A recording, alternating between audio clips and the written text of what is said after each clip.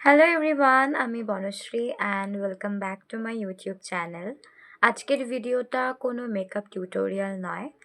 আজকে আমি এমন কিছু ব্যাপার নিয়ে কথা বলতে চলেছি, সেটা অবশ্যই মেকআপ সংক্রান্ত।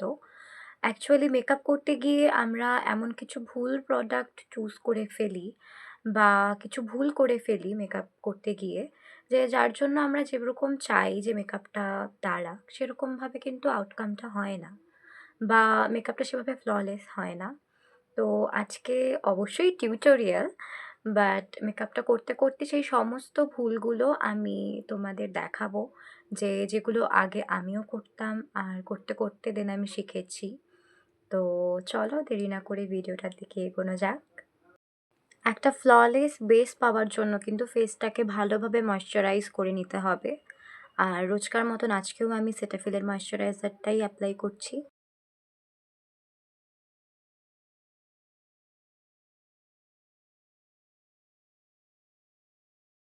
ময়শ্চারাইজারটা ভালোভাবে অ্যাপ্লাই করা হয়ে গেলে দেন এখন আমরা অ্যাপ্লাই করব প্রাইমার। আর যেহেতু আমার ভীষণই অয়েলি স্কিন, সেহেতু oil control primer like jail base কোনো প্রাইমারই আমি অ্যাপ্লাই করি। তো আজকেও আমি সেরকমই একটা প্রাইমার অ্যাপ্লাই করছি।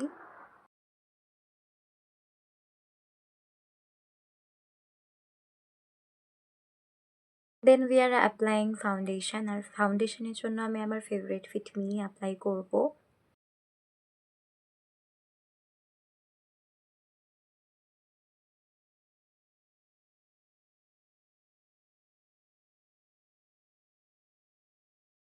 তো আমার ফাউন্ডেশন ভালোভাবে ব্লেন্ড করা হয়ে গেছে। আর মেকআপের জন্য সবথেকে ইম্পর্টেন্ট যেটা, সেটা হচ্ছে ভালোভাবে ব্লেন্ড করা। যদি ফাউন্ডেশন, কনসিলার এগুলোকে ভালোভাবে আমরা ব্লেন্ড না করি, তাহলে কিন্তু মেকআপটা কিছুক্ষণ বাদে গিয়ে কেকি হয়ে যাবে, সেটা দেখতে মোটেও ভালো লাগবে না।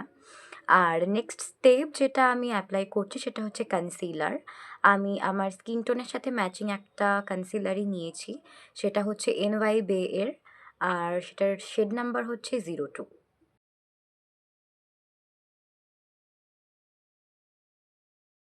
এরপরে আমি যেটা অ্যাপ্লাই করব সেটা হচ্ছে ক্রিম ব্লাশ। আর যেহেতু আমাদের ড্রেসটা রেড, সেহেতু লাইট পিঙ্ক কালারের একটা ব্লাশ আমরা অ্যাপ্লাই করব। আর ভীষণ অল্প পরিমাণেই করব। তো চলো করে নেওয়া যাক।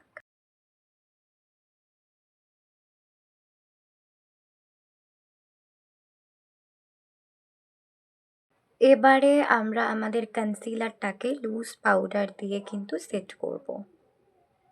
আই মেকআপের জন্য কোনো ডার্ক কিছু করব না, জাস্ট একটা শিমারি শেড নিয়ে আইলিডে অ্যাপ্লাই করব।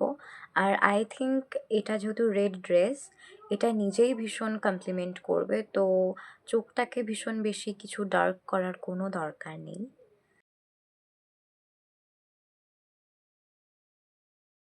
অনেক দিন বাদে আজকে আমার একটু ইচ্ছা হচ্ছে একটু উইং টাইপের আইলাইনার ড্র করতে। ভাবছি করেই নিই। আমাদের আইলাইনার অ্যাপ্লাই করা ডান। এবার আমরা অ্যাপ্লাই করব হাইলাইটার।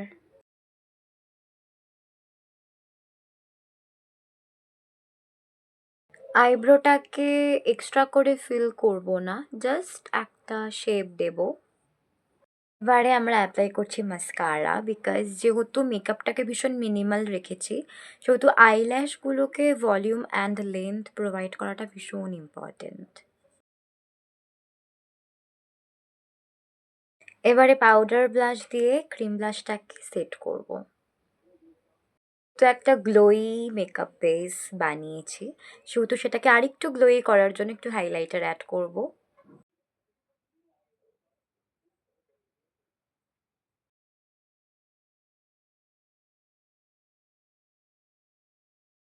এবারে এতক্ষণ ধরে এই যে মেকআপ করলাম আমি, সেই টোটালটাকে আমি সেট করব ইনসাইটের একটা মেকআপ ফিক্সার দিয়ে।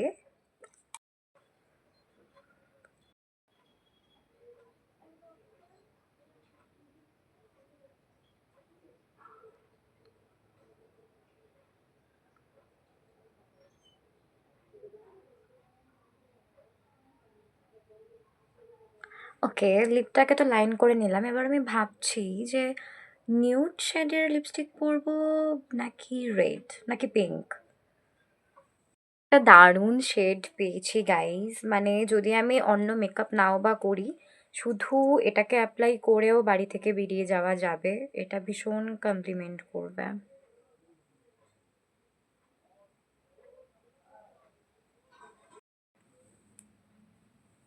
So this is my final makeup look. Hope you guys enjoy this video. আর খুব তাড়াতাড়ি দেখা হচ্ছে নেক্সট কোনো ভিডিওতে। তোমরা আমাকে প্লিজ জানিও যে তোমরা কীরকম টাইপের ভিডিও দেখতে চাও, লাইক মেকআপ নাকি মেকআপের বাইরেও অন্য কোনো রকম ভিডিও তোমরা দেখতে চাও। তো সেটাকে প্লিজ আমাকে কমেন্ট করে জানিও। আর আশা করছি ভিডিওটার থেকে মেকআপের বিষয়ে তোমরা অনেক কিছু জানলে। আরও যা যা জানতে চাও মেকআপের বিষয়ে আমাকে কমেন্ট করে জানিও। আমি যতটা জানি ততটা তোমাদেরও জানাতে চাইবো। তো খুব তাড়াতাড়ি দেখা হচ্ছে নেক্সট কোনো ভিডিওতে। ততক্ষণের জন্য বাই।